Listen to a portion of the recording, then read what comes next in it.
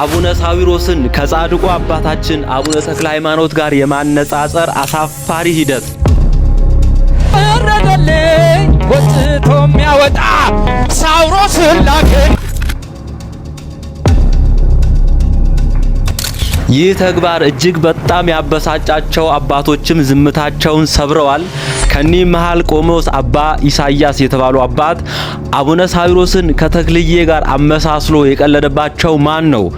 አረተው ሰከን በሉ እናንተ ልጆች። በአውደ ምሕረት ላይ እጅግ በጣም አሳፋሪ ተግባር ነው የተፈጸመው። ክቡራን ቤተሰቦቼ ዛሬ እሱን እንመለከታለን። የራሳቸው የሌላቸው በሰው የሚያጌጡ የጴንጤዎችን ይህንን ጉዳቸውንም እመኑ በእርሱ ድንቅ ያደርጋል ጌታ በረዶ አዝንቦ ጠላት የመታ ውቅያኖስ ሌሎችም እጅግ በጣም ድንቅ የሆኑ ቪዲዮዎች ጎትቶ የሚያወጣኝ ሳዊሮስን ላከልኝ ማለት ምን ማለት ነው? ጎትቶ የሚያወጣልኝ መልአክ ሰደደልኝ ነው የሚለው ግጥሙ ላይ። ፍጻሜ ድረስ ተከታተሉ። እኔ ዲያቆን ኃይለ ሚካኤል ነኝ። ይህ ኦርቶዶክስ ቲዩብ 2 ነው፣ ሁለተኛው ቻናል ነው። ሰብስክራይብ ማድረጋችሁ ቪዲዮ ብዙዎች ጋር እንዲደርስ ላይክ ማድረጋችሁ እንዳይረሳ። እስከ ፍጻሜ ተከታተሉ። ቀጥታ ወደ ዛሬው ቪዲዮ እንግባ።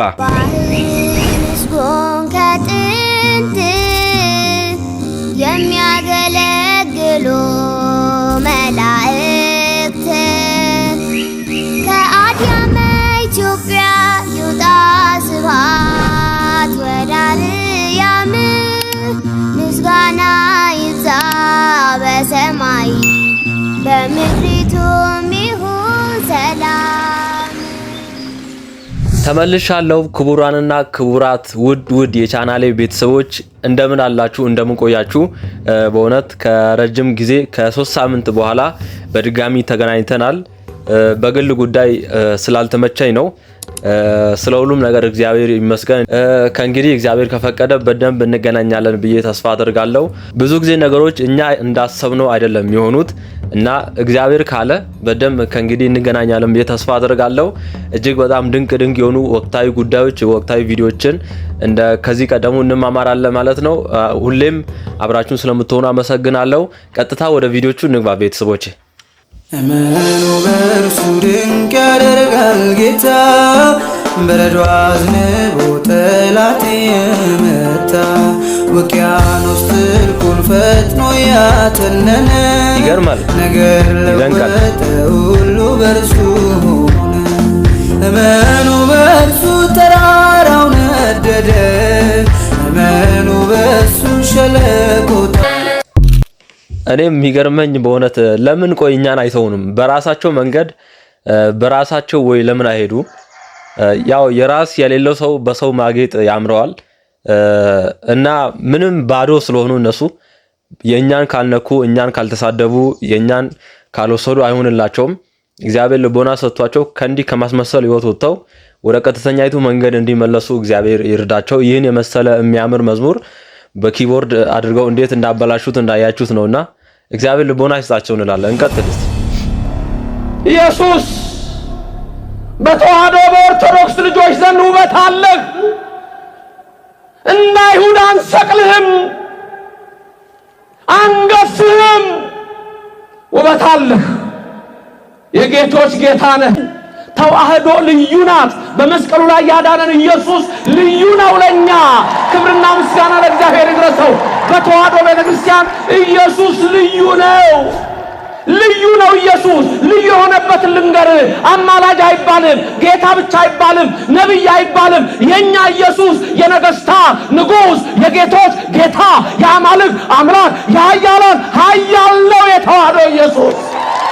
ባየነው ጊዜ አለ ኢሳይያስ፣ ባየነው ጊዜ አለ ስለ ዘመዶቹ ሲናገር በትንቢት 53 ባየነው ጊዜ ደምግባት የለውም አለ። እንደ ተቀሰፈ ቆጠር ነው። እሱ ግን ስለ መተላለፋችን ቆሰለ፣ ስለኛ ከኃጢአተኞች ጋር ተቆጠረ። ባየነው ጊዜ ደምግባት የለውም አለ ስለ ዘመዶቹ። ኢየሱስ በተዋህዶ በኦርቶዶክስ ልጆች ዘንድ ውበት አለህ። አንሰቅልህም፣ አንገፍህም። ውበት አለህ። የጌቶች ጌታ ነህ። የጌቶች የነገስታት የአማልክት ልዩ ነህ የኛ ኢየሱስ። ክብርና ምስጋና ለእግዚአብሔር ይድረስ።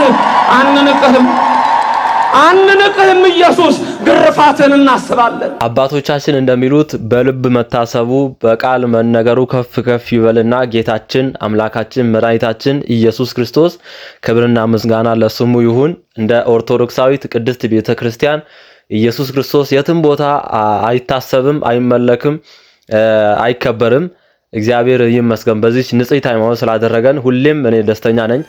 ዘፈን ዝም ብሎ መሰለህ ያለማምዳ ሩካቤ ቀስቃሽ የሆኑ ዳንሶች ዘማ እንድትሆን ይሰሩሃል። ሳታውቀው ነው አይምሮህን የሚለውጡት።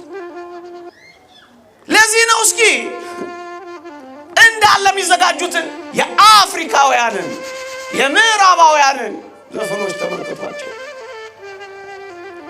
አሁንማ ሰይጣንን እስከ ማስመለክ የደረሱ ዘፋኞች እያየን ተመልሶ ሊሆን ስለሚችል ስሙን አልጠራም። አንድ መድረክ ቆመላችሁና አይቼው ነው። እኔን ታምኑኛላችሁ መቼም ቢያንስ እዚህ መድረክ ላይ ስለቆምኩ ገብታችሁ እንድታዩ ተጠበቁ። ሊዘፍን ወጥቶ I sold my soul to the devil ይላቸዋል። ነፍሴ ለሰይጣን ሸጫለሁ ይላቸዋል። አሜን ይላሉ። ከዛ በኋላ ነው የሚዘፍነው። ከዛ በኋላ ነው ፌንት የሚያደርጉት። ምን አይነት መንፈስ ጋር እንደሚያዋህዱ ታውቃለህ? አንተ እኮ አታውቅም። በቀደም ዘፋኝ ሆኖ መስከረም ላይ ነው መጥቶ የነበረው የእናንተ ጩኸት ያባረረው። በዘፈን ውስጥ እንዴት አድርጎ ሰይጣንን እንደሚያስመልክ አላየኸው? እየው ሩካቤ ቀስቃሽ ዳንሶቹ፣ እርቃን መውጣቶቹ በሙሉ አእምሮህን ነው የሚቆጣጠሩ። አሁን እንደ በፊቱ ሰይፍ አነሳልህ፣ መንኮራኩር አይፈጭልህም፣ እቶን እሳት ውስጥ አይጥልህም። ንጽህናህን ያባረረ ከአምላክ ይለያል። ታችን መምህር ኢዮብ የሚባሉ ቃለ ሕይወትን ያሰማልን። ስለ ዘፈን ምን ትላላችሁ? በእውነት የሴትን ገላ ያለ አግባብ በጣም እያወደሱ እያሞካሹ ሰውን ወደ ዝሙት የመቀስቀስ ነገር ነው። አብዛኛው በቃ ተወዳጅ ዘፈን የሚባል ሁሉ ሴትን የሚያወድሱ እያንዳንዱ አካላቶቿን እንዲህ እየጠሩ ያን የሚያወድሱ ዘፈኖች ናቸው። ወደ ዝሙት የሚጋብዙ ዘፈኖች ናቸውና እኛ ኦርቶዶክሳውያን በእውነት ከእንዲህ አይነት ነገር ልንጠነቀቅ ይገባል። አቡነ ኤርሎስ የተባሉ ፓትርያርክ አንድ ቤተክርስቲያን እያስተማሩ ሁለት ሰዎች ያልፋሉ በመንገድ እና አንደኛው ፕሮፌሰር ነው፣ ዩኒቨርሲቲ ፕሮፌሰር፣ ሌላኛው ደግሞ እንዲሁ ቤተክርስቲያን የሚያዘወትር ሰው ነው እና ና እንግባና እንማር ሲለው አይ እኔ ከመሀይም ጳጳስ ምን አገኛለሁ እሱ ፕሮፌሰር ስለሆነ ንቆ ማለት ግድ የለም ብሎ የግድ ብሎ አስገባው። እኛ አባት እንግዲህ ቅዱስ አባት ናቸው፣ ብዙ ተአምራት ሁሉ እስከመፈጸም የደረሱ እና አስተምረው ጨረሱ። ሲጨርሱ ዞረው ህዝቡን ማሳለም ጀመሩ እና ሲያሳልሙ እሱ ጋር ሲደርሱ ከመሀይም ጳጳስ ምን አገኛለሁ ብለው መጣ። መቅደስ ውስጥ እያስተማሩ በተሰጣቸው ጸጋ የተናገረውን ሰምተዋል። በረከታቸው ይደርብን። እጅግ በጣም የሚገርም ነው። እንዲህ አይነት ቅዱሳን አባቶችም ነበሩን። እጅግ በጣም ይገርማል። በእውነት በረከታቸውን ያሳድርብን። እኔ በቀደም እኮ ከጠቅላይ ሚኒስትሩ ጋር የተደረገ ውይይት ሰምታችኋል አይደል? እኔ በእውነቱ አንገቴን ደፍቻለሁኝ፣ አፍሬያለሁኝ። አንድ የምስጢረ ሥላሴ ምስጢረ ሥጋዌ ብሉይ ኪዳን ሐዲስ ኪዳን ጥያቄ ተነስቷል። ፍትሐ ነገሥት ጥያቄ ተነስቷል። የተነሳው ጥያቄ ምንድነው? ገንዘብ ነው። የይሁዳ ጥያቄ ነው የተነሳው። እውነቱ የይሁዳ ሐረገ ትውልድ ነው የቀጠለው እኮ ሙዳየ ምጽዋት ችግር ብር ስጡ ነው በቃ አለቁ እኮ። እኔ በእውነቱ ይሄን ችግር የሚፈታው መንፈስ ቅዱስ ቢልጌት ይፈታው ነበር። ይሄን ችግር እውነቱን ለመናገር እንደው አላህሙዲ እንደው ሳውዲ አረቢያ መሆናቸው ነው እንጂ ይሄን ችግር እግዚአብሔርን አናስቸግር ነበር። ምክንያቱም ገንዘብ ነው ሰው የጠማው፣ ገንዘብ ያጥግቡልና እፎይ ብለው ይተኙ ማለት እንችል ነበር። በጣም ያሳፍራልና ሽፍቶቹ ደነገጡ፣ በረገጉ። ባለፈው ሁላችንም ታዝበው የነበረው ጉዳይ ነበር። ጳጳሳት ከዶክተር አብይ አህመድ ጋር ከጠቅላይ ሚኒስትሩ ጋር የነበራቸውን ስብሰባ ሁላችንም እናስታውሳለን። የተነሱ ነገሮች ሁሉ እንዳለ ምድራዊ ነገሮች እንደሆኑ ሁላችንም የታዘብነው ነገር ነው። መምህራችንም ያንን ነበር ያነሱት እና የአሁን ጳጳሳት አብዛኞቹ እንደዛ አይነት ናቸው። ቅድም ያየነው ቪዲዮ ነው አይታችኋል። ምን አይነት በቅድስና እሳቸው ሳይኖሩ የሚወራውን ነገር እስከማወቅ ድረስ ይደርሳሉ። የአሁኖቹ ደግሞ ለገንዘብና ለብር ያደሩ ናቸው። እግዚአብሔር በእውነት እውነተኛ አባቶችን ያምጣልን፣ እንደድሮቹ እውነተኛ አባቶችን ያምጣልን። ተንኮል እኔ በህይወት ዘመኔ ከሚያስደንቁኝ ሰዎች መካከል አቅደው ተንኮለኛ የሚሆኑ ሰዎች ናቸው። እኔ እውነቴን ማምላክ በጣም አቅዶ ተንኮል የሚሰራ ሰው እኔ እንደው ያስቀኛል። ሰው ሌሊቱ ሙሉ እንዲያውን ተንኮል ሲያስብ ካደረ ይሄ ሰው ጤነኛ አይደለም በእውነት ነው። ተሳስተን ሁላችንም በደለኞች ነን በእውነት ማለት ተሳስተን። አቅዶ ግን ተንኮል መስራት ግን ያስደንቃል። አቅዶ ይችን እንዲላታለሁ እንዲህ ካላይ ደግሞ እንዲህ ብዬ መልስለታለሁ ብሎ ነገር ሲጎነጉኑ ማደርና ታምርኩ። ሰው ምስጢር ሲያወጣ ሲያወርድ ያድራል እንጂ ተመልከቱ። በእውነቱ መዓልተ ይነግር እግዚአብሔር ወሌሊተ ይሜህር። እግዚአብሔር ቀን በመምራን ያስተምራል፣ ሌሊት በልቡና ምስጢር ሲያስመልስ ያድራል ብሎ ሰው ምስጢር ይመልሳል እንጂ ነገር ይመልሳል? ይህ ፈጽሞ ነውር። አቅዶ ተንኮል መስራት ነውር ነው በእውነቱ። አቅዶ አላችሁ ሐዋርያ እንዴ ፈሪሳውያንና ቅዱስ ጳውሎስ ልዩነታቸው ምንድነው? ሁሉም እኮ ክርስቶስን አሳደዋል። ልዩነታቸው እነሱ አቅደው ነው ተንኮል የሚሰሩት።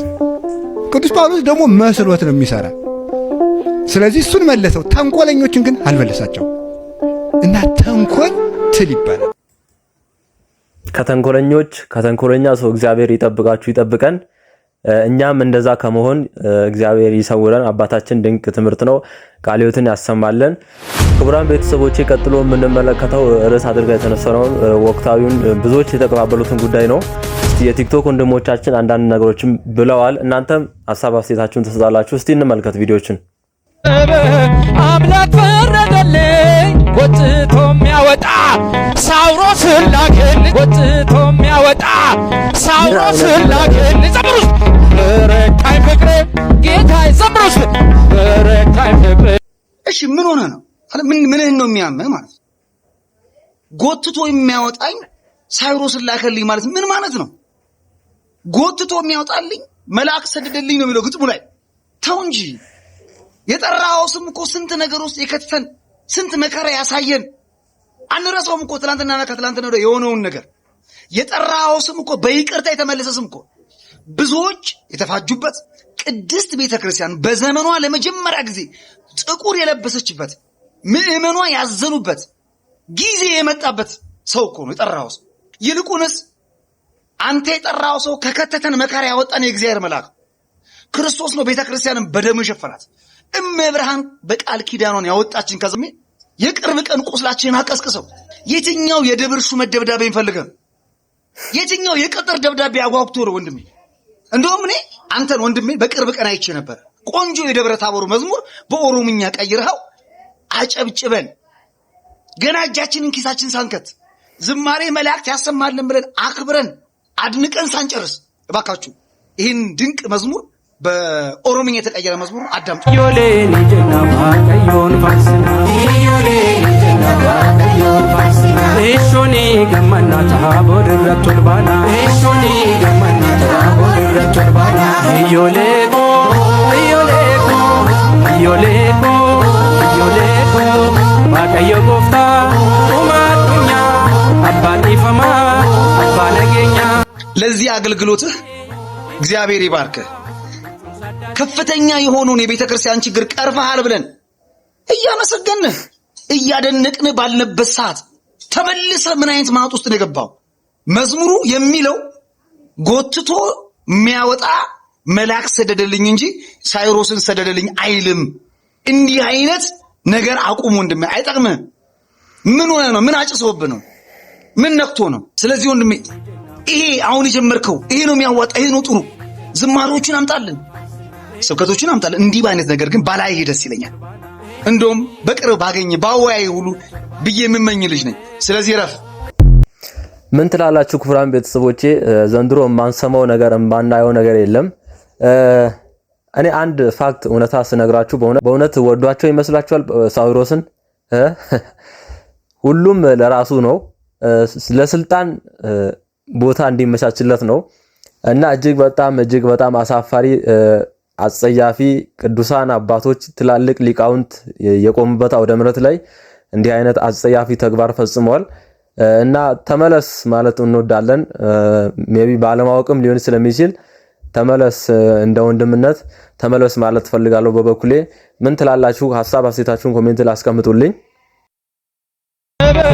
አምላክ ፈረደልኝ ወጥቶ የሚያወጣ ሳውሮስ ላከኝ ዘምሩስ ረካኝ ፍቅሬ ጌታዬ ዘምሩስ አእምሮ ጆሮዬ ነው ወጥቶ የሚያወጣ ሳውሮስ ላከኝ ዘምሩስ። ከድንጋጤ የተነሳ የማውቀውን የመጽሐፍ ቅዱስ ታሪክ ረሳሁትና መጽሐፍ ቅዱስን ድጋሜ ለማንበብ ተገደድኩኝ። ሐዋርያት ሥራን ሳነብ ስምዖን ጴጥሮስ ታስሯል።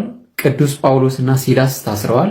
እነዚህ ሐዋርያት ከታሰሩ በኋላ ከእስር ቤት ያስወጣቸው የእግዚአብሔር መልአክ እንደሆነ መጽሐፍ ቅዱስ ይናገራል። መዝሙሩም ቢሆን ጎትቶ የሚያስወጣ መልአክ ሰደድክልኝ ነው የሚለው። ወንድሜ ሳዊሮስን ኬታ መጣ? ያው እኛ የምናውቀው አንድ ሳዊሮስ አለ። እሳቸውን ከሆነ ስልጣን ፈልገሻል። ለማንኛውም ባካችሁ መድረክ ሰጪዎችም መድረክ ተቀባዮችም መድረክ ላይ ስትወጡ የያዛችሁት ቀልድ አይደለም። ስትሰብኩ የእግዚአብሔርን ቃል ነው የምትሰብኩት። ስትዘምሩ ምስጋናና የእግዚአብሔርን ቃል ነው የምታስተምሩት። ስለዚህ ስሜታዊ አትሆኑ። በተለይ ደግሞ ዘማሪያን፣ ዘማሪ ማለት ድምፅ ብቻ አይደለም። አንዳንዶቻችሁ ድምፁ ደስ ሲል ምናምን ስትሉ ይሰማሉ። ዝማሬ ድምፅ ብቻ አይደለም። መጽሐፍ ቅዱስን ማወቅ አለባችሁ። የእግዚአብሔር ሐሳብ ምንድን ነው የሚለው ማወቅ አለባችሁ። መድረክ ስላገኛችሁ ብቻ መዘመር፣ መድረክ ስላገኛችሁ ብቻ መስበክ ትክክል አይደለም። ዘማሪ ራሱን ይቆጣጠራል፣ ስሜታዊ አይሆንም። የሚናገረውን የሚዘምረውን ጠንቅቆ ያውቃል። ስለዚህ ባካችሁን የያዛችሁት ቀልድ አይደለም፣ ተጠንቀቁ። እንግዲህ እንደተከታተላችሁት ነው ክቡራን ቤተሰቦቼ። ሌሎችም እጅግ በጣም ብዙ ቲክቶከሮች ወንድሞቻችን ይህንን ጉዳይ ሲቀባበሉት ነበርና እንዲህ አይነቱን ካሁኑ ካልተቃወምን ነገ እጅግ በጣም ከባድ ነው የሚሆንብን እና ካሁኑ መቀጨት አለባቸው እላለሁ። ይህንን የምትመለከት ከሆነ ወንድሜ በእውነት ከዚህ የስተት መንገድ ተመልሰ እግዚአብሔርን አመስግን። በዚህ ቅዱስ አውደ ምሕረት በእውነት በዚህ አውደ ምሕረት ላይ የቆሙ ሊቃውንት ስናስብ እና አሁን እየሆነ ያለውን ነገር ስናስብ በጣም ያሳዝናል። እጅግ በጣም ቅዱሳን ትላልቅ አባቶች የቆሙበት አውደ ምሕረት ነው። እነ ቅዱስ ዮሐንስ አፈወርቅ፣ እነ ቅዱስ ጎርጎርዮስ እና አባ ጊዮርጊስ ዘጋስጫ ሌሎችም ትላልቅ ሊቃውንት የቆሙበት መድረክ ነውና በእውነት እግዚአብሔር የሚመለክበትን የእግዚአብሔር ስም የሚጠራበትን ይህን ቦታ እንዲህ ማዋረድ አይገባም እላለሁ። እግዚአብሔር ወደ ልቦና ይመልስ። ሐሳብ አስተያየታችሁን በቅንነት በጨዋነት ኮሜንት ላይ አስቀምጡልኝ። ክቡራን ቤተሰቦች የዛሬው ቪዲዮ ይህንን ይመስል ነበር። እስከ ፍጻሜ ስለተከታተላችሁ አመሰግናለሁ። እንደዚህ አስተማሪ እጅግ በጣም ድንቅ የሆኑ ሌሎች ቪዲዮዎችን እዚህ ጋር ክሊክ አድርጋችሁ እነሱን መከታተል ትችላላችሁ።